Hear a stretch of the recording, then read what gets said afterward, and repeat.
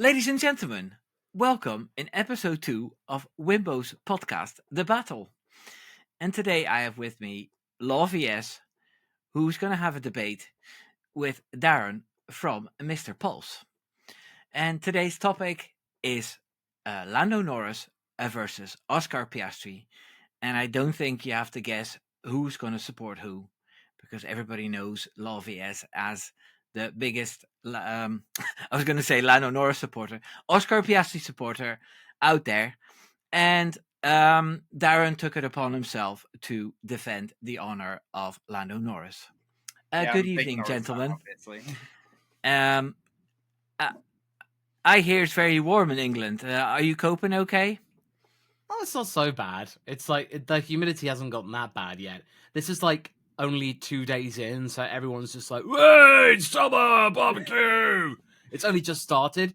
Give it a couple of weeks. Oh, bloody hell, it's hot, isn't it? Yeah, once that humidity hits, they're like, bloody hell, do you know what? Once cooler again. Can we drop another 10 degrees? Once it creeps up above 27 Celsius, that's when people go like, "Christ almighty!" That's when people start complaining. Yeah, we're about like 24, 25, so still people are like, "Hey, summer." It's all good. It's all good right now. It's all good. Right. So, Lando Norris versus Oscar Piastri is a very trending topic at the minute because they're 1 and 2 in the standings, and they're driving the fastest package. Right. Well, let's talk about the two individual content creators first. Lawrence, how would you describe your channel? Maximum Yap, basically. Maximum Yap. Let's just say people wonder how on earth I could go 25 minutes yapping on about stuff, going around in circles. Easy. Repression, basically. I've been watching F1 since 98. I didn't make a channel and really talk about it much to people until like I met somebody at a convention like in 2017 and my mind was blown open, and now I can't stop. 4:30 a.m. starts because I had a little kiddo. And now I'm like, now I understand why my parents got up at 5 o'clock in the morning every day, even though my brother and I had grown up. It sticks with you. It just stays with you. And therefore I'm just like, well, I may as well start writing up my notes, coming up with the script.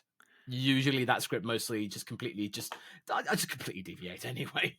So I don't know why I'm writing down stuff anyway. But anyway. Well, I'm always amazed with the topics you can find. You know, I think Ralph Schumacher is one of your biggest sources of information, because he says Max is going to Alpine, and there's Lawrence up the ladder. I'm just like, hang on a minute. Let's just. I usually I do speculate a lot, but most of the time, it's mainly I try and ground it in and try and provide like a sense of insight to people as to why these rumors even come about. So it's like I was even like, what, Max turned up?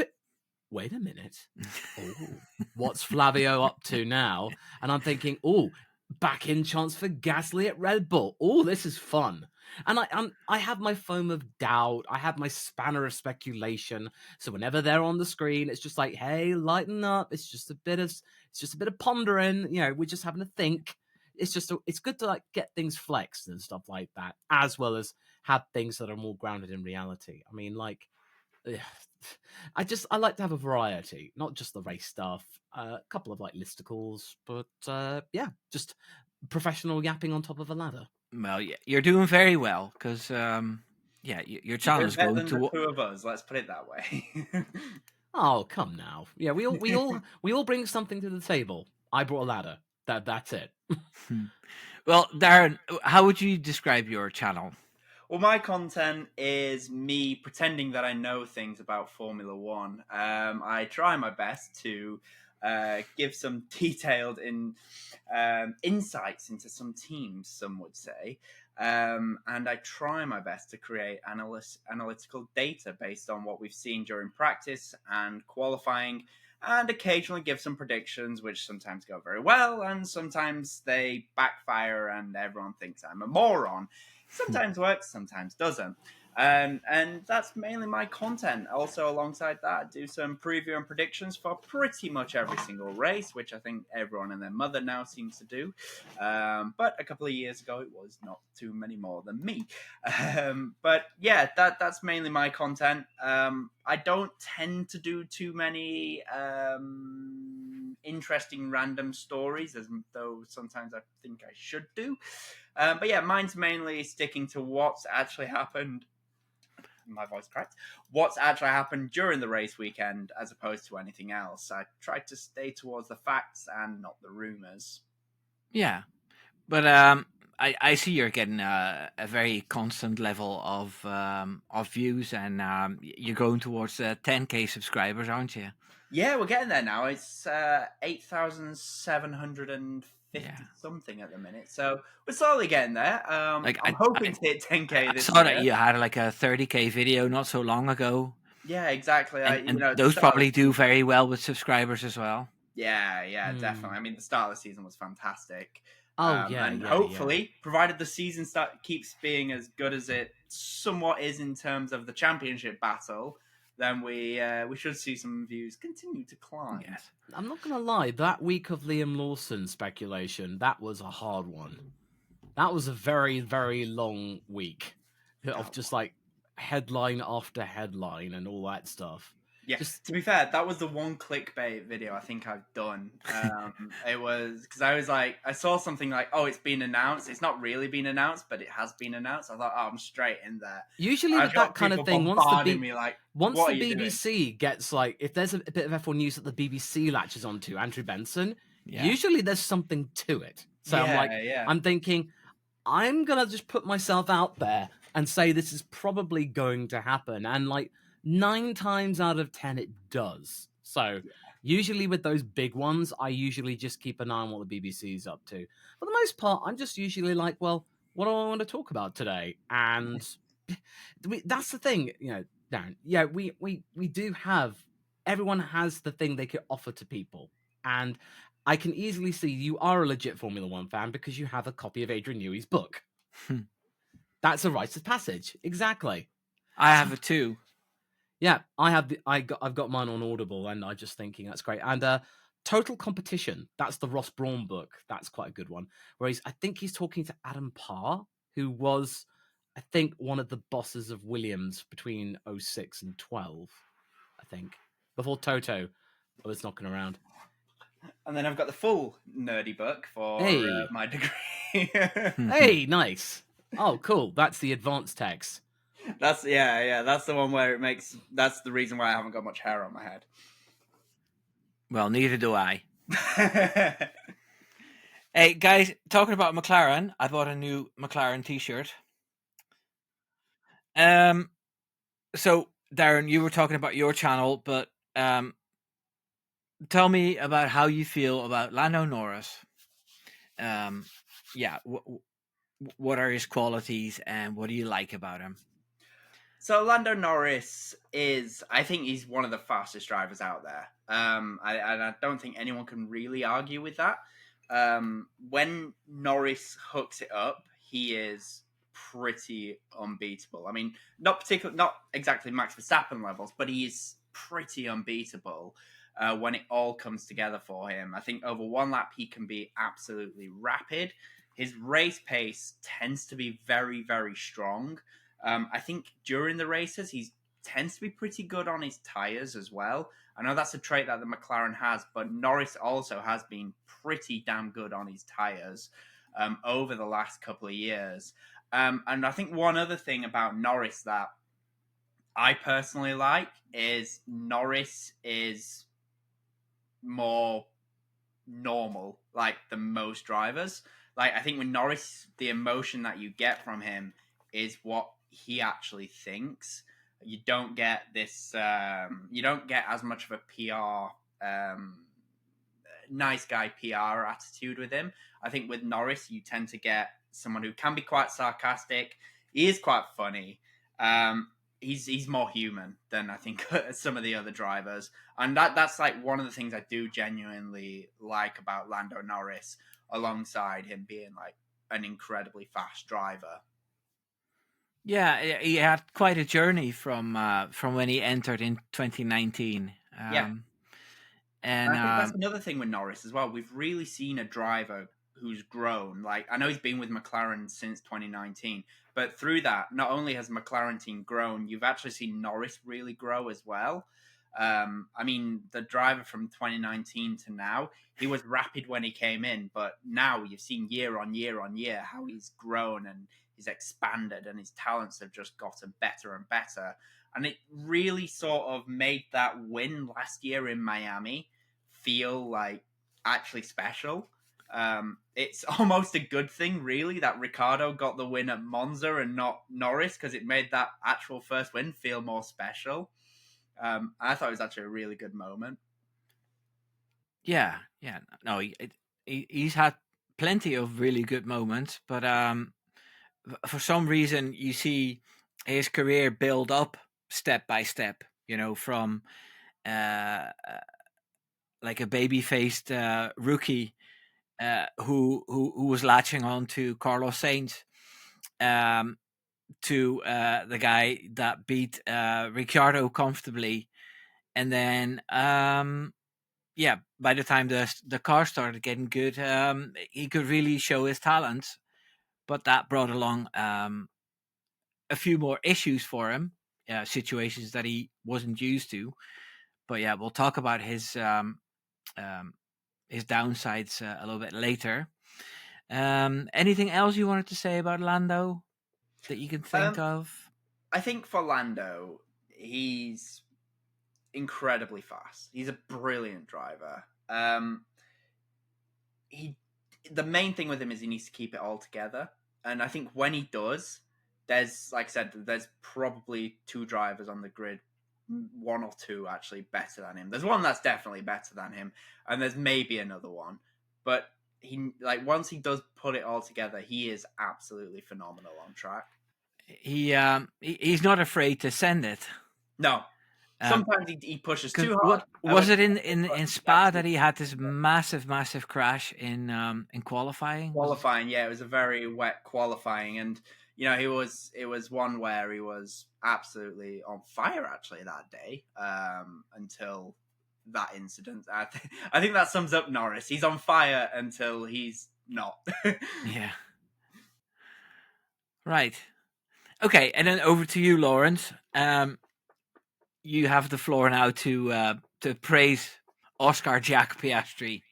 Well, the thing was, though, is that with Oscar Piastri, I sort of became aware of his presence back in F3 around the time of the Rona, and we all thought that was basically that was the Styrian Grand Prix, when we were just like, oh, well, as Ted Kravitz put, cars on a track, not in a computer game. I mean, that was all very well and good, but I was watching Piastri go to win his F3 title, and then in F2 he goes and does it again. So he goes into 2022 as a back-to-back junior champion. And then you go into all of the stuff that happened with the Alpine situation. Mark and they were seen for a while as villains, as in selfish villains. They were thinking above the team. They were thinking of themselves. You got Otmar Safnauer coming out saying, "I wish that Oscar had more integrity." And what I really liked about Oscar throughout all of that is integrity. I would say it's just not even just Mark Webber just looks at a guy like, nah, mate, not worth it.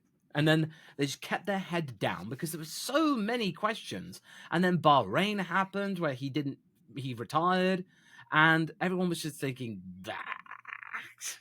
no, he's not. He's nothing. And people, I remember, thought he was like some kind of robot because he just didn't show anything until that moment when the guy's jetpack failed in Austria, and he was just like that. No, it's just like that's when you start to see, oh wait, he actually does have a sense of humor. And he started to open up very slightly. And then people just start to go back, well, wait a minute. What about the Saudi Arabian Grand Prix in 23? He outqualified Lando in his second race. Boom, Q3 in the MCL 60 Tractor Edition. And you're thinking, hang on a minute, there's something here. And I was reminded about, I'm a McLaren fan, so I was like, hey, bring in Oscar. Okay, sure. So I was just supporting him I supported him, definitely because he was a McLaren guy. So it was like, nice, okay, cool. I mean, it was a painful time, but I've been a fan of McLaren since 2015. I came in when Fernando arrived. What a great time to become a McLaren fan. So I've known nothing but pain until recently. And seeing Oscar grow and having those moments of brilliance in 2023, having his Qatar sprint win, pole there as well, being on the front row at Spa that year and fighting Max. And then, not letting Max really get away with it for long. And they were having a good time. And I think that was the race that he earned a lot of respect from Verstappen. And that continues to this day. I mean, it also birthed that weekend the most random, nitpicky rivalry I've ever seen with him and Carlos, and which continued on into Miami. But the issue, the thing was though, and this is something that I think is fairly acknowledged, is that there was potential, but there were things that were still like, oh, okay, yeah, he's got to work on that. But in time, every single year, there's been one flaw of his which has been completely removed. As in, like, every year, one weakness he had in his rookie year is gone, or it's barely anything other than various parameters. So I look at Oscar right now, and I just see him as this calm, steady force. He's not pushing people. Oh, sorry, that wasn't one of mine, Darren. Honestly, that was a wasp that's attacking me. I'm sorry. I didn't send it. I didn't. That wasn't me. I'm not trying to win the argument by sending wasps in people's direction.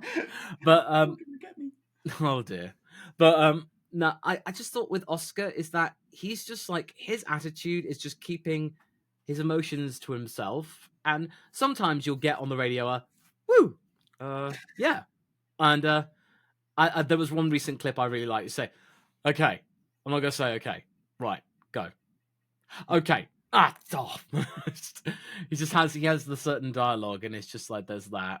But this year it's all been about with McLaren. He's been actually holding McLaren to account, and it's like, oh, okay, this isn't bluster.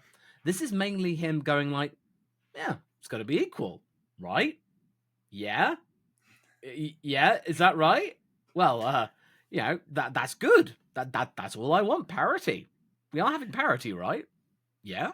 I think that's something actually that Piastri has grown with this year.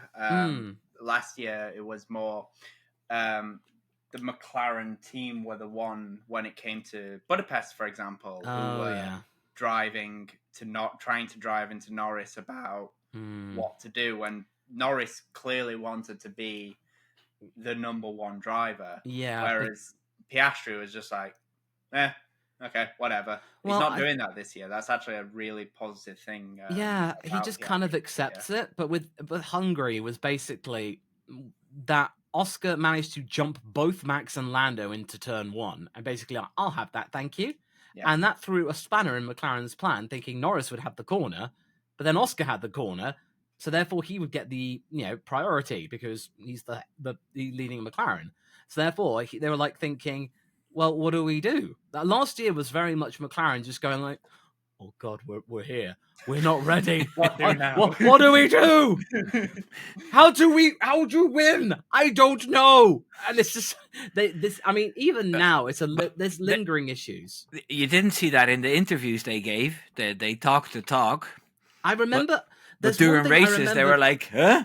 I do remember with Andrea Stella, with the whole Will Joseph feeding Lando these news. I remember he was talking on Sky Sports. Andrea was like saying, oh, I told Will what to say. And I was like, you serious? Why didn't you just pull a Toto or a Gunther saying, Lando, Oscar, get on with the bloody thing? It's like, just bang your heads together and get on with the actual racing. It's like, and then, that's the thing. They should have just like, one of Zach or Andrea, they should have just gotten on the blower and just told them both, look, you're doing this. This is what we said. You go. Whereas, Will was going, come on, Lando, think of the team. Think of the team. Come on, Please Lando, don't let me we down. need you to do Please. this. Oscar will do the same for you, which he didn't do in Monza. Oops. But Darren, if you want to go and chase that thing, we'll just have a break for a minute. We'll have a break. I need to kill that thing. It's massive. 2 seconds. Sorry. Well, as Darren deals with one of those, Jordan Edition Buzz and Hornets, basically, I'll just in closing, Oscar is essentially just one of those drivers who's not. It's a bit different, as in you rarely see him get angry. And I just still, I mean, I'm not gonna lie. Last year he had that whole thing where he and Max did clash, and my heart was in my mouth. And I was like, oh no, Oscar just cost McLaren the constructors. Because Ferrari did everything that weekend. They did everything to get that constructors, and they were very close. They didn't get it, but I respected Ferrari for giving it their all. And I just remember Max on the radio just going, oh no. He's like, oh no, I don't want to hit Oscar. And then, Oscar's just going, oh, behavioural world champion, right? Okay. Yeah, he probably was annoyed too, but Oscar was just like, right, okay. Kept it like you rarely hear Oscar swear. But it's just that his demeanor is different in a good way. So it's something unique. So that's my closing argument. Yeah, no, he's definitely unique, and he gets his point across without getting hysterical. He doesn't do politics, backhanded politics. He'll not stand in front of the camera with a strategy to lay blame on anybody else, or I don't know. I think Lewis Hamilton is a master of that, getting in front of the camera and then just, without saying any names, pointing at others, things that don't go his way. But Oscar doesn't do that. He just, there are moments when he's just like, yeah, no, I wasn't good. Yeah, no. Like, he fully admitted that qualifying in the second half of the season was terrible. And I'm like, yeah, it was. Austin Sprint, Mexico, Brazil. There were those 3 moments where, like, he just made it harder for himself. And he was just like, he just was not. Wait, I'm doing Darren's job for him. Yeah. So, no, this is the thing. This is the thing that Oscar Piastri is infectious to the fans. And they're just like, he's all right. He's good. We love him. He does screw up, but he owns it. Like, so we're quite laid back. Like the Max Oscar incident in Jeddah. Max said, he pushed me off track. He never had an intention to take that turn, right? And then Oscar said something like, he has to give that back because it was my corner, something like that. Yeah, I feel like, like Lando Norris would have said, "That's dangerous." I mean, I feel like all of the. I can't believe how long this has been going on for. This is like 2025's edition of Abu Dhabi 2021. Seriously, about whose corner was it? I'm thinking, as far as I'm concerned, had Oscar Piastri had all 4 wheels off track, he would have had a 5-second penalty as well. It would have been nullified, and then Max might have kept the advantage by a couple of seconds, and then we'd have had a ding-dong battle. But he had those left tires just about on the track. That saved him. Otherwise, I think they would have both gotten a penalty. And then Charles Leclerc would have been like, woo. Yeah, Charles Leclerc might have gone on to win the race. Who knows? But yeah, that was the deciding factor. But I think Max wasn't mad at Oscar at all. As in, like, he was just like, all right, okay. Like, there's that clip from Toy Story 2. It's Max just putting the going. It's like Jesse going, okay, cowboy. As in, like, all right, okay, I like this. Because I know that Max has said he'd rather win by 20 seconds because he's had to fight so much in his career. But I'm pretty sure he's like, oh, this is good. As in, like, this is good. If he can win a 5th title in a row, and it's akin to, like, 2003, where, Raikkonen, the young pretender. Actually, you know what? That was Kimi Raikkonen's 3rd season. And this is Oscar's 3rd season. This is basically, I think, a repeat of 2003, except there is no issue with reliability and the McLaren of that year blowing up all the time. So you know what? I'm excited.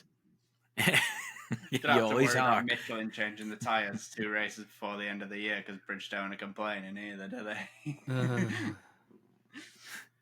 To be fair, though, that Max comment you made, like Max low-key loves fighting. Of course he does. I mean, look at the emotion from Max in Suzuka was more emotion than he's done at any race in 2023. Like, oh, well, I mean, it's like Brazil 24.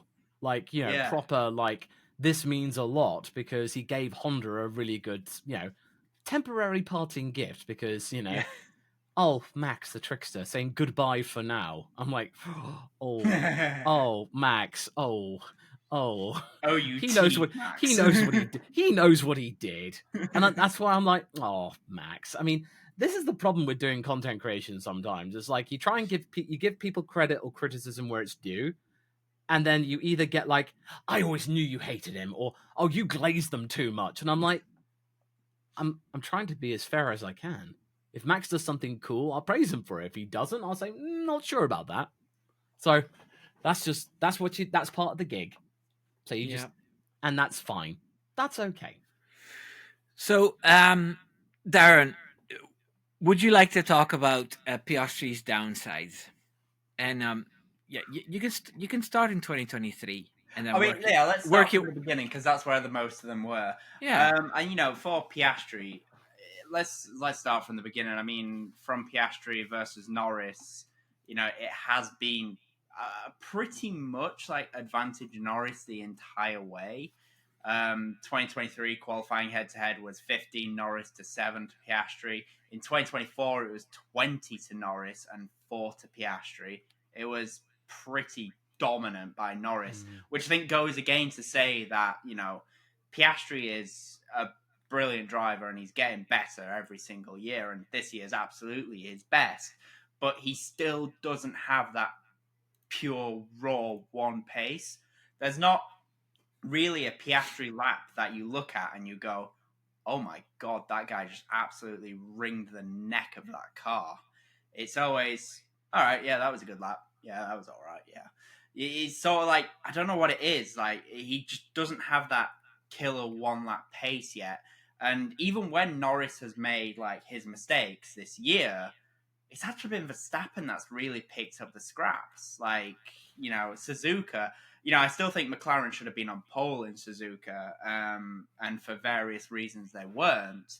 But it was Verstappen that picked up the scraps. Saudi Arabia, Norris threw it into the wall. Verstappen's actually the one on pole position, not Oscar Piastri. And that's one where McLaren were in another league, and yet it's Verstappen on pole, even when Norris threw it away. You know, so that's I think that's the main critique I think anyone can have for Piastri. And again, if you want to go back to 2023, his main race ones was his tire wear. That was a big issue for him. He's actually gotten on top of that now, so I can't really call that a criticism of Piastri because it is definitely something he has improved. Oh, but it's a valid point. Sorry? It's a valid point. Yeah. And, you know, race pace, I'm still not sure about Piastri's overall race pace, if I'm completely honest. Bahrain was as, you know, convincing as any performance really has been. China, not really convincing. I think in China, yes, he did beat Norris, but let's be honest, China this year was a race where nobody could overtake for whatever reason. Cars are too close in terms of overall performance and all that jazz. And they just couldn't overtake. So Norris was essentially stuck. He was probably the faster driver that day, but he was stuck. Saudi Arabia was not that convincing to me. Not Verstappen starting to pull away at the end of the medium tire stint was maybe a bit of a warning, if anything, that, you know, Piastri is on a brilliant run. He's absolutely picking up the scraps and he's maximizing his opportunities. But What was the race where he was behind Norris and he asked if he could pass? That was Japan, wasn't it? that was Japan. Japan is probably arguably one race where Piastri was. He did do that driver. on Australia as well, as in He like, did. you know, he was going like one faster, but okay. Well, Oh, he did. Yeah, he did There that were as well, 3 and there was to the whole race, hold position thing, kind of. and then apparently, there was a thing that Zach Brown mentioned. It was like it was on Race Fans. There's an article about it was a radio breakdown, and Zach admitted when Oscar put a bit of tire in the gravel and lost a couple of seconds, he went like, "Phew," as in like, "Good, there's no fighting." Because I'm pretty sure they didn't want them both colliding in the first race. But I'm like, first race when they're but as a Piastri fan, I'm like, Mark, if there was like a glass, he'd just go, yeah, no, Mark's got the ball, bang, yeah, no, just turbocharge that thing. It's like, right, that's how it is then. No complaints here, mate. Bang. It's just like no, yeah, but yeah, the fact that he gets into situations where he's behind Norris and he has the pace to overtake him, then there is something going wrong, right, yeah, Darren? I mean, with Norris, I think definitely this year he's less comfortable with the car than he has been. I think in the previous couple of years, it's fair to say. I think. But yeah, I still think overall there is still some slight question marks about Piastri. So I saw an interesting video from Aldas last week about Norris's driving style and Piastri's driving style, where Norris is throwing it on the curbs more, and Piastri is way smoother, and the MCL39 is working better with a smoother driving style. Yeah. Is that something you've noticed? Well, asking both of you. Yeah, I would say so, and it goes back to that point that I was saying with like, there's not an Oscar Piastri lap that you look at and go, wow, because he doesn't do that. He doesn't need to do that because he's a very smooth driver. He's very, how can I put it, Jenson Button like.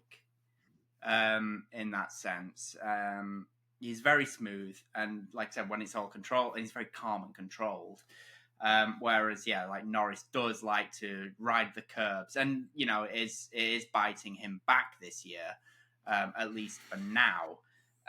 But yeah, that's why I would say my main critique for Piastri is once Norris has sorted out his issues, and when maybe McLaren have got a better balance of it and can make it operate better in that sense where it can ride the curbs a little bit more aggressively, then I would fully expect Norris to be the one who once again is leading that team. Wow.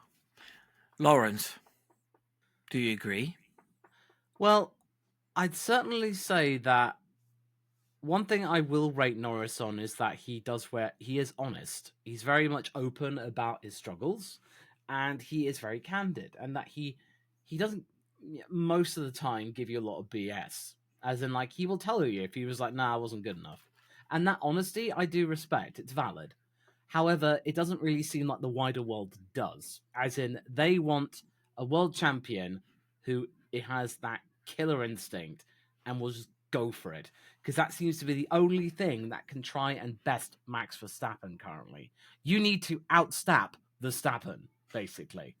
So, and I mean, basically in Bahrain, Kimi Antonelli, we saw a little bit of that. The Italian Verstappen going around turn 4, that was a bit cheeky. Yeah, Max won't let him do that ever again. No. He was like, "Oh, let you have that one, mate." It's like, first one's on me, and it's like just. And no, but it's getting awful Lewis flashbacks. But no, I feel like with Norris, it's that I feel like the Daniel Ricciardo arc really gave him that sense that he was invincible. As in, like, here's this guy beating Daniel Ricciardo twice and breaking him so much, it kicks him out of the sport because it doesn't work out. And then Christian Horner goes, "Oh, look at how they massacred my boy. Don't worry, Daniel. "Oh, Daniel, bring it in, man. Don't worry. And little do you know that I'll massacre you again in a couple of years' time." Yeah, oh, poor Daniel Ricciardo. Oh, 2022 Daniel had no idea what would happen a couple of years later. Sad. But basically, I just feel like Lando was not prepared for how rapidly Oscar came onto the scene. Because I remember, I think it was a video I did about Norris losing control. He hasn't lost control. He is losing control, I think. As in, like, he can get it back. It's just he has to do some things first. And there was a quote after Oscar's Qatar win where he was just like saying, "Oh, congratulations, Oscar. That's great.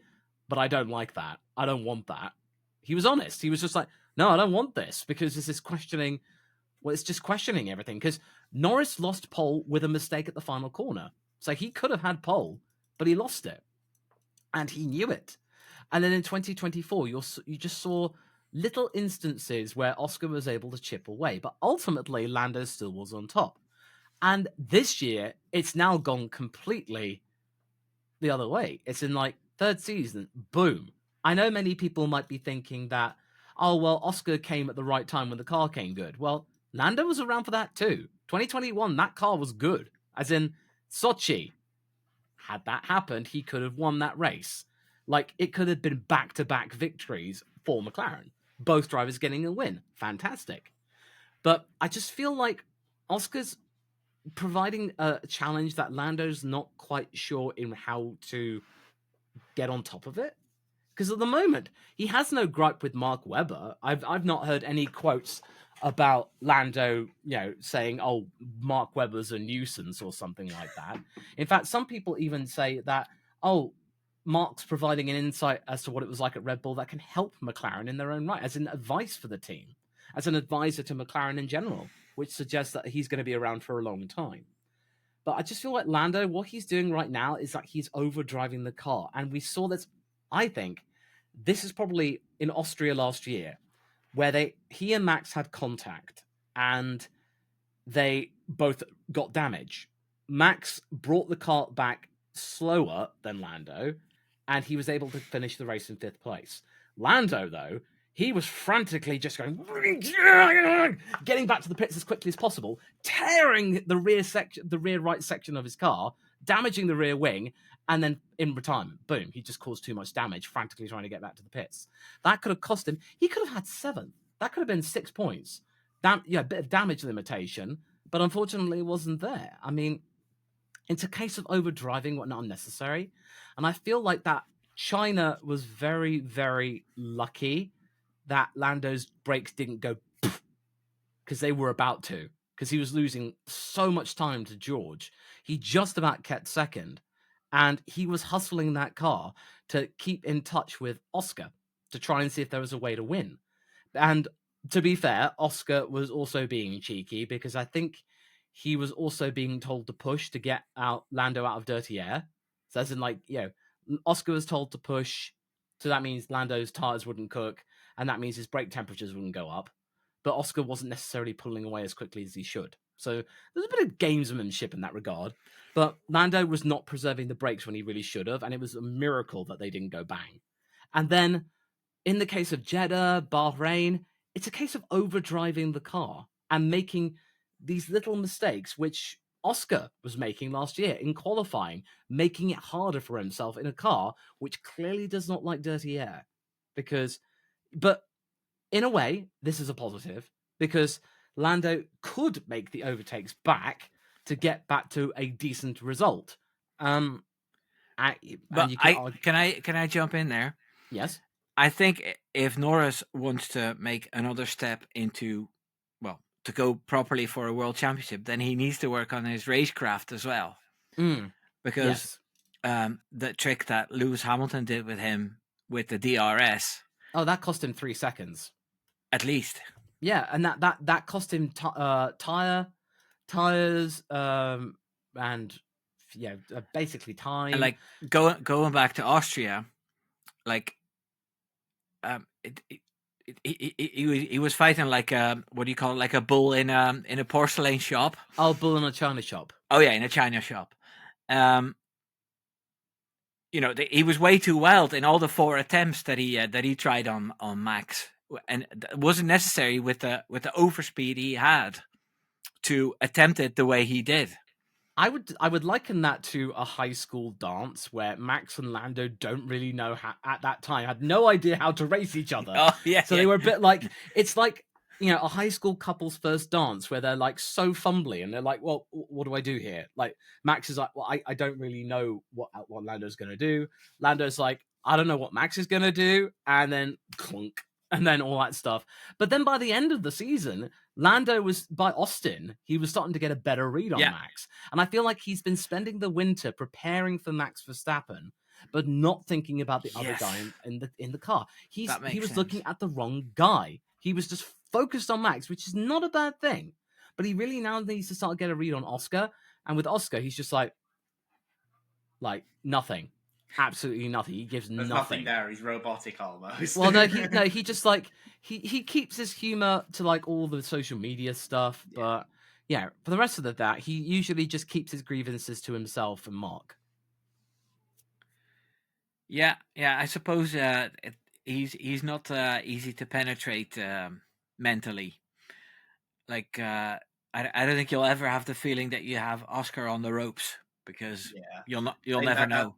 That's the main difference, I think, between Piastri and Norris. Is Norris? I mean, I must admit that Bahrain qualifying, he looked shattered, as in like, oh god, this is not good. But he at least could come away until Jeddah saying, it's okay, I'm still leading the championship. He had that mental stimulus to just go, it's okay, I'm still leading the title. And Lando in Suzuka was playing it smart. And I will give him credit for that, because he was thinking, well, I could try and get Max, but that would be stupid because we take each other out. And therefore, Oscar would go on to lead the championship. So I may as well just hold station. I'll still be leading the championship. It'll be close, but I'm still ahead. Yeah. So he was thinking in a tight, long-term title campaign, which was good. So I'm thinking, okay. The race did a big, long podcast with Lando Norris yesterday. But I got bored a little too quickly with just Lando talking about the criticism that he gets for wearing his heart on his sleeve, and he said that people don't understand how he and Will, and is there a guy called Josh or something? The 3 of them, they talk. No, Jarvis. I'll have to come back to you on that one. No, it doesn't matter. But that's just the way these guys work with each other. And if Lando has an interview and he feels certain things, then he'll just get rid of it. And that's his way of getting better. Yeah, it's the same as like when people slate Max for how he is with GP, but actually that's how Max and GP are together. Like, they can take it. There's like a fundamental difference between like certain race engineer and driver combinations, which just it like they are different, but it works for them. Yeah. I think that's one thing. I know we're not talking about him, but Lewis is really struggling at the minute with his race engineer, but it's just because they also haven't had that time yet to gel and work each other out and see what works for them and what doesn't work. I know that's a bit off topic to this, but no, that's fair, because it's true, it's accurate, because you see what Ocon's doing with Laura Muller and them getting off really, really well, and it's like, thank you, this is Ocon showing that, hey, he's not the evil guy, he's actually quite sweet, and like actually, you're seeing a different Esteban. His lap times aren't that great, though. But at least he's not getting angry about it. Nice. And Lance Stroll with Gary Gannon, fantastic Gary. Gary is a great guy. He's clicked with Lance really. I'm in the wall. Can you bring the car back? No, I'm in the fucking wall. That wasn't Gary though. That was, but it was Brad. Brad! Dad, I'm in the wall again! But the point is though, is that race engineers, you're right. They can make or break. And GP, by the way, coincidentally, GP was a race engineer for Checo back in Force India for a bit. It's true. Yeah, Have I before ever he then told you went to that go I on met to- GP? Did you? Yes. I was at the Zandvoort Grand Prix Okay. in 2023, and we took the main entrance, but we took the little gate all the way to the left, and that was by the VIP entrance. So I was standing there, and then I saw someone's crack. I mean, I saw my crack walking by. I was like, hey, all the teams are walking in here. So I saw that race engineer that used to work for Red Bull, but now works for Sauber. And I saw loads of them. And then all of a sudden, there he was, Giampiero Lambiase. So I went, hey, GP. And he went, oh, fuck. Because he didn't want to get recognized. And then I just put my fist forward. Yeah. And he bumped it. And then he walked on. Okay. With a suitcase. That's fair. I went to the testing in 2020, and my wife got it for me for a Christmas present. Legend, surprisingly cheap as well, actually, for testing. It was really good, and you getting to just walk around Circuit de Catalunya, very neat. But the main thing was that we got paddock access, so we could just walk up and down the paddock as much as we pleased. And there was this one moment that down in the Williams area, my wife pointed out, like, oh, look, it's George Russell over there. It's George. And I pointed and like, no, it's not. He's got grey hair. It's like, no, it's just it was just a tall guy with skinny jeans. And then, it was just like, okay. But then another thing, it's just like, these guys are really short. Like, I was just passing them by, and it was like, I passed Vettel and Gasly doing his, his warm-up stuff. And it's like, wow, I almost bumped into Carlos. Like, I swear for half a second, we almost like locked eyes on each other, but I don't know. It was just in passing. But either way, it was like those really kind of cool blink and you'll miss it moments. And, it's just a matter of time, where I actually get the chance to hopefully, go to a Grand Prix and then bump into a driver and then just go like, please don't hate me. If I know it's arrogant, they wouldn't even know who I was, but it's just one of those things. Just like those moments when you do get the chance to meet your heroes, or you meet people that you talk about online on a ladder. But yeah, that's the thing. Yeah, it's just like, I will give Lando some credit in that Lando he does seem like he is just trying to figure himself out. He is promising to adapt and look into maybe changing things up a bit. And I will get, fair enough. And this is all part of learning. Now he's actually right at the top. And then clearly what he's been trying to do recently is just not working. So he's got to adapt and try and find a way to just, get on top of Oscar. Yeah. So do you think a McLaren driver will win the championship, and will it be Piastri or Norris? I'm asking both of you. Oh, I mean, honestly can still see Max winning. The reason I can still see Max winning is because McLaren have this. Let's be honest, they have an advantage right now. But even with this advantage, Max is still there or thereabouts. Mm-hmm. And this is before anyone gets allegedly pegged back in Barcelona. And I think, like, with where they are now, McLaren, I think both drivers are doing a great job. But they're both not maximizing this opportunity. Oscar's just about maximizing it. But even so, Max is still right there. And I think Red Bull, I mean, this is all down to Red Bull. If Red Bull can fix some of their balance issues, their issues on slow speed corners, their issues with rear tyre management, if they can just get on top of those, they're a weapon. Like, Red Bull's biggest strength right now, on front limited circuits, Red Bull is still, I think, the team to beat. Suzuka proved that. Jeddah showed that they have incredible pace. Those are both front limited circuits. I think Miami will be a very strong race for McLaren. But then when it comes to other higher speed circuits, Red Bull are right there. So can I ask a silly question? Because I hear that term all the time, front limited. Yeah. Can you describe what that means in like two A front sentences? a front limited circuit is one that's high speed, high speed corners, not too many big braking zones, not too much where you require traction on exit. So circuits like Suzuka has, let's be honest, two braking zones. It has the hairpin, it has the Casio triangle chicane. They're the only real braking But zones. but why do Their they call corners it front limited then? because the front tires are the ones that take a beating at the high Oh speed right, corners. right. So through the high speed S's, through Dunlop, the Degners, that's where the front tires take an absolute beating. So that's why it's a front limited circuit. So So Silverstone is another front limited circuit. Hmm.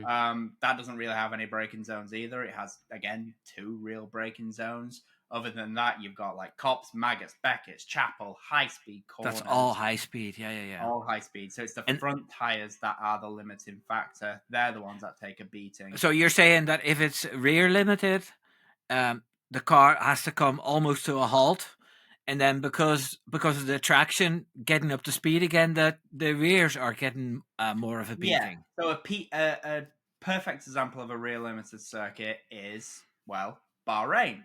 Bahrain, lots of big braking zones, lots of slow speed corners, requires great traction. And that's where Red Bull's struggling. Other examples, Baku. That's a real limited circuit that has a heck of a lot of 90-degree corners. Where were Red Bull? Red Bull weren't that strong last year. Another real limited example, Monza. Monza has a lot of chicanes. And where were Red Bull weak? They were weak in those sections. That's really where they've been struggling now since what? I'd actually say since back end of 2023, but they had so many other advantages that it was hidden. Yeah. And now that it's not, they haven't got those advantages. It really does show where in those like real limited sections where they are struggling. It's something I do mention in a lot of my videos. As soon as it's like tracks with a lot of braking zones, a lot of slow speed corners, for me, it's where we really do tend to see Red Bull struggle. And I think it has been pretty consistent. There's a few races where you could say, yeah, maybe they've been okay, but in general, it's where they are weaker at the minute. And the McLaren is the strongest in those tracks, the front limited ones. I think rear limited. Rear limited, yeah. Yeah, I'd say that's arguably where McLaren are currently strongest. Also, in general, rear limited circuits tend to be a bit more harder on tires. You tend to see more multi-stop races in the rear limited ones because they also, ironically, are easier for overtaking, which is another reason why you tend to get more pit stops. Easier overtaking, more pit stops tends to be the way. But again, that also shows why McLaren are stronger. They're better at looking after those rear tires and keeping them alive. They're good with the slip, let's say, the rear limited slip. So basically, you still think it's going to be Max? Well, that's good news. I do, but the reason isn't because of that. The main reason is because when McLaren are stronger, I do think they will be taking points off each other, and they're not maximizing those opportunities. There is some high-speed circuits coming up, which is going to be pretty strong for Red Bull. It's just about how can they limit the damage at real limited circuits. I mean, Monaco, that's again another example of a real limited. Monaco isn't any limitations. But it is about traction and slow speed corners. And Red Bull were not great last year there. And Lawrence, who do you think is going to come out on top of the three then? Piastri. Well, I certainly think it is a three-way fight at the moment. Maybe George will be hanging in there just after the summer break, but then will fall away. So it could be, when we get to Hungary, it could be a four-man battle. But ultimately, I would just have to say that it really hinges on where they are, Red Bull, by Hungary. Because there is a lot of chatter where Helmut Marko does say that the summer break is where they know that they are going to have to see where they are, as in it's a very important time for the team. So that is something to consider. And reports saying that the performance clauses of Max means that if he's lower than second in the championship, he could maybe look elsewhere. So it's up to Red Bull to really start to work with Verstappen and Tsunoda, finally listening to their drivers and come up with a solution. And you do feel like Max is trying to bring some harmony back, but it's been a real struggle due to the fact that the technical team has been really stubborn, as in like believing they know the answers. But I just feel like I recall seeing an article the other day where they say Max's natural talent is akin to 10 million euros of money. Development money, yeah. So I would say that's fairly important. It's a big difference. I think it was Jonathan Wheatley that said that in a podcast. Yeah, because I think he's been on Beyond the Grid or something, or at the F1 Nation. But yeah, because he was saying good stuff about Checo as well. Which it was with Tom Clarkson, so it must have been F1 Nation. That's it. But I think out of it, it's going to go down to Abu Dhabi. I don't think we're going to get one person getting like 2, 3, 4 races to spare. I feel like it is going to be like, you're right, the McLaren boys may take points away from one another, or Max may suddenly come back in strong and then have a car which can get wins or not lose that many points. And it could just get to that point where it may be between Oscar and Max.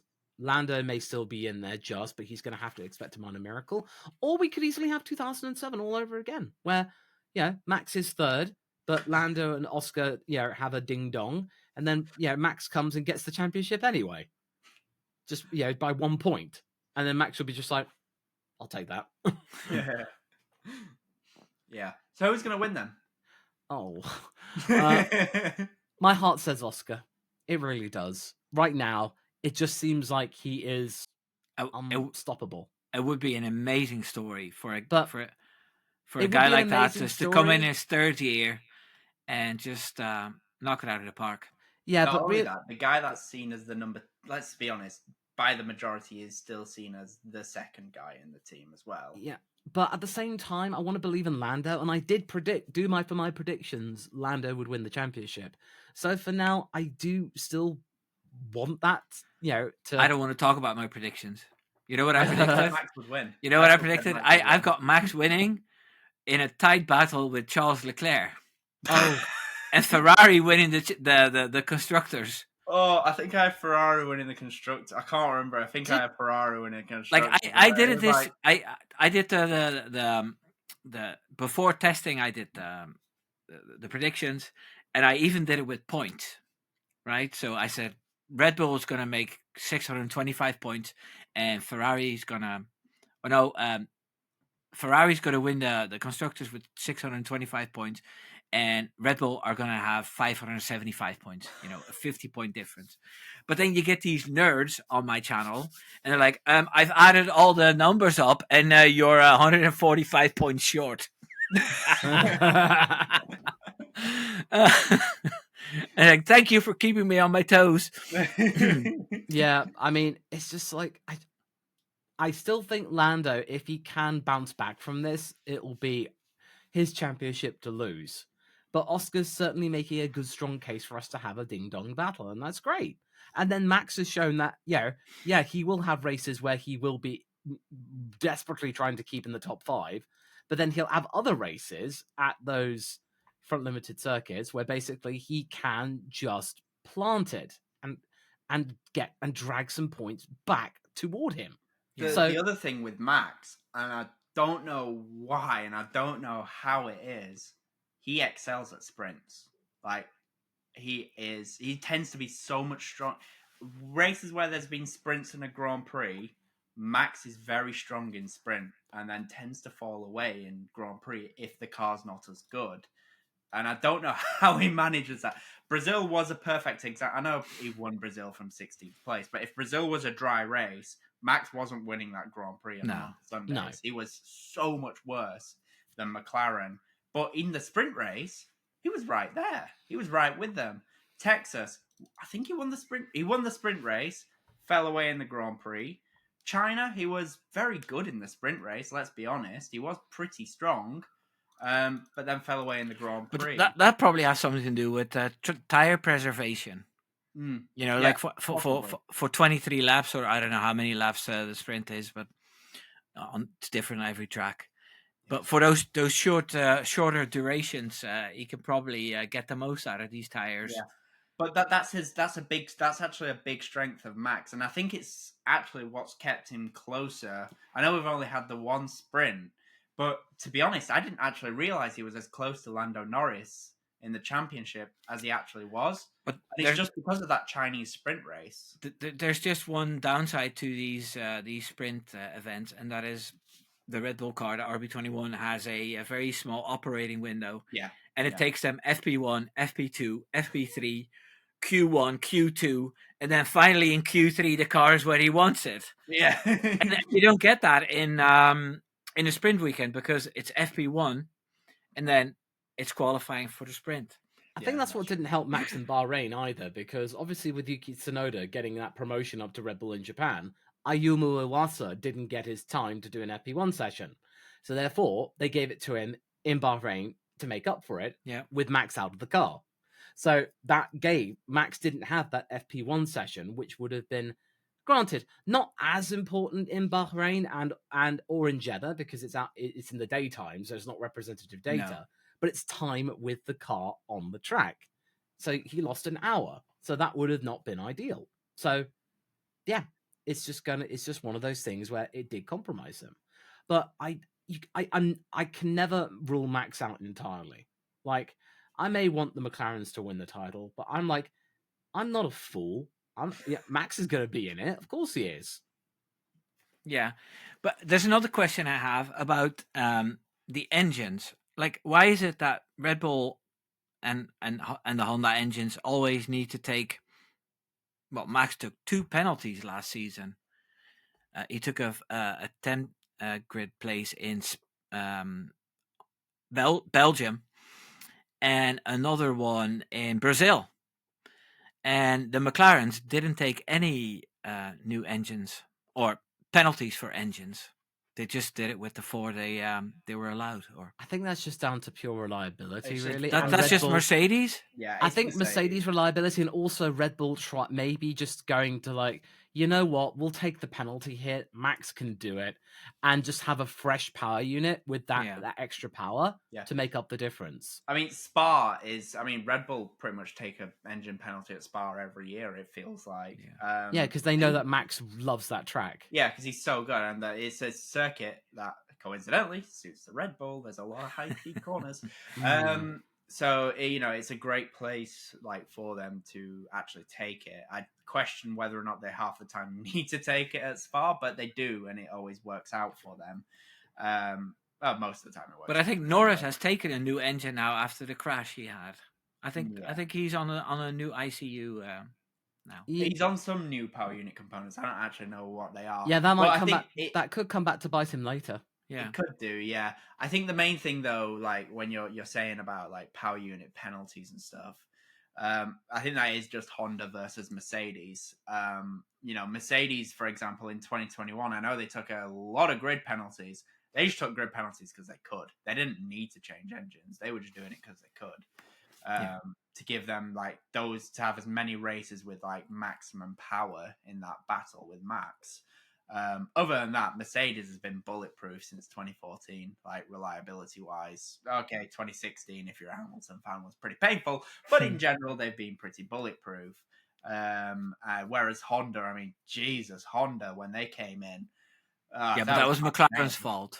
Yeah, but it was because they had the fastest, fastest chassis and worst engine or whatever. Yeah.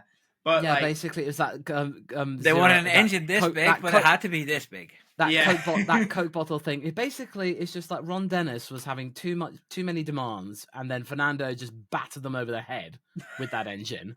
So it was just that combination of Ron and Fernando just did a number in for this relationship. Yeah. And the following year proved it was good, as in the engine did improve.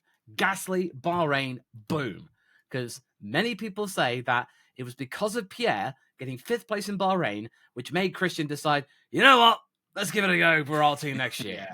The first race. Even so, it did still have reliability. Oh yeah. Because the engine freeze, they couldn't. The only thing you can do is to improve reliability, and that's it. They have improved it now, where Honda is pretty good. It's not the most reliable, but it's certainly Not I mean, right they're now. they're all amazing. If you only have to go back like 15 years, and DNS through mechanical failures were common. Now you're seeing more and more races where they all make it to the end. That's true. True. That is Yeah. very true. But that's literally just it. I think just the Honda is naturally just a bit less reliable than the Mercedes. There's Just not a bit anything else less, to it. and maybe Red Bull are just like, you know what, Max is good enough. Let's just take the hit. 10-place grid penalty, 5-place grid penalty, and we'll just pick it at tracks where Max can make up the difference. But don't you think Mercedes and Toto Wolff will get tired of getting beaten by a customer team? Well, I feel like the relationship that McLaren has is a little bit different to a typical customer, because Zach Brown's gone on quite a few times saying that McLaren has a seat at the table arrangement, as in they have more influence in the development of the Mercedes engine Yeah. than Williams or Aston Martin do. So they've got it's like customer plus. They have the premium package. So they get to have a little bit more input in how things are worked, and it's just a different dynamic. And Toto, I think, quite frankly, in this era, he's just like, hey, it's a Mercedes powered car. I don't care. And I think this has been the last few years. It's been reconciliation and just trying to end this period of F1's regulation cycle on a good note, to go we managed to overcome it. We have a car now which we got on top of, which started off terribly. I wonder what changed. Yeah. Yeah. I think James a big Allison. benefit for McLaren as well. James Allison just goes to show he is worthy of being regarded well. Right up there with Peter Podromu, Rob Marshall, Adrian Newey, of course. Yeah, I think a big difference though with McLaren Mercedes versus again Williams Mercedes and stuff like that. Like you say again, that comes also from the history that they have, like with McLaren Mercedes, where McLaren was the factory Mercedes team for what 13, 14 years? Actually longer. Yeah, 14, 95. 15 years. 95. Oh, was it 95? Jesus. Okay. Longer than that then. So, but, for a very long period of time, like McLaren were the Mercedes factory team. So it is different. I think next year, I know they say that they're going to be exactly the same, but I think the software will be more beneficial in the factory Mercedes. But that's for next year. It'd be but more I like think now, optimization, really. yeah, It's just they'll have a more optimized package. Let's just say, basically. And Okay, well, let me do Matt Gallagher here. Darren, final thoughts? Final thoughts are that this has been a lot of fun. But my final thoughts are that the McLaren debate is one where I think Piastri right now is the lead driver between the two of them, but he's only the lead driver because he is doing everything it takes to keep the car on track and not over push, not overwork the car. He's doing exactly what he needs to do right now. When Lando eventually stops throwing it off track when it matters the most, I do still think Lando will be the faster driver of the two. And Max is Max. Right. Thank you so much for joining, Darren. Lawrence, final thoughts? I'm just going to say that we should watch Miami carefully this weekend, because Agreed. this is the first race where both drivers are going in. They have papaya rules, and unlike what we saw in Miami last year, they both have the same car. Because Zach Brown described Oscar's car as upgrade light. It didn't have all the bits that Lando did. And that's going to remain the case for the rest of the season, ideally with Andrea Stella saying, we will make sure that both guys have the same parts, unless there's a moment where we have to rush it, and we then judge accordingly where they are standing in the championship. So it's just circumstantial, which is a bit fairer. And that is a sign that Lando had lost control of the team, or at least an element of it, because he wasn't getting first dibs. That it's either going to be they both get them at the same time, or depending on who's where in the championship, where right now it would be Oscar if it was really tight. Thankfully, McLaren don't have to worry about that because they've got a big enough gap in the constructors. So that's fine. They don't have to worry about that for now. But this time around, it's going to be interesting because this is a track that Lando holds dear. But I also will say that before Max hit that bollard, Oscar was catching him, as in just slowly but surely, he was reeling Max in just bit by bit. And then, unfortunately, we didn't get to see that realized because he and Carlos had a little tangle. So they got, and Oscar's determined. He's like, he rarely gets feisty, but he wants to just remove the blot of 2024. Because you look at the classifications, 13th in Miami, and that was his worst result of the year. So he's looking to correct a mistake. Lando won his first race here. If Lando and Oscar have the same car, I would say that Oscar might have it. And I'd say if Lando has another race where he fumbles qualifying, like he did in Bahrain and Jeddah, this could be a hammer blow. Breaking point. Because he said that this is a track he holds dear, understandably so. But if he then gets walloped by Oscar again, if he gets walloped for the first time in a proper argy-bargy, no rain involved, straight up duel, that could easily knock him down a peg or two more. So it's a case of the McLaren, they just got to leave him alone. Just play their strategies out individually accordingly and let them race. And I feel like if there's a race as any that they make contact, it's this one. Yeah, I can see Let that. them race. Let them race. You're hoping so. That's it. I would say also one other thing: Miami should, if it's fully dry, be a very strong track for McLaren. They're predicting that there may be rain come lap 25. That's why I said should. But it's Miami. Miami does that. Like Miami, we'll have a real marina then. 5 minutes, and then it'll be bone dry 10 minutes later. It's a very weird place. Oh yeah. It'll be a class of bajillion for a couple of seconds, and then suddenly nothing. And then it's sunshine and dry again. Oh yeah, even as a Brit, you're not prepared, because I've been to Orlando a couple of times, and it's just like you're just not ready for it, because it will just come on suddenly and then stop. Well, people, these two are going to continue talking long after we finish this podcast. I want to thank you all for watching this podcast. You can find Mr. Pulse on YouTube. YouTube.com, Mr. Pulse. Mr. Pulse. And you can find Law VS on YouTube under Law VS and The Ladderman. Guys, thank you so much for taking your time to have this lovely chat. And when I have a new topic, I'll know where to find you.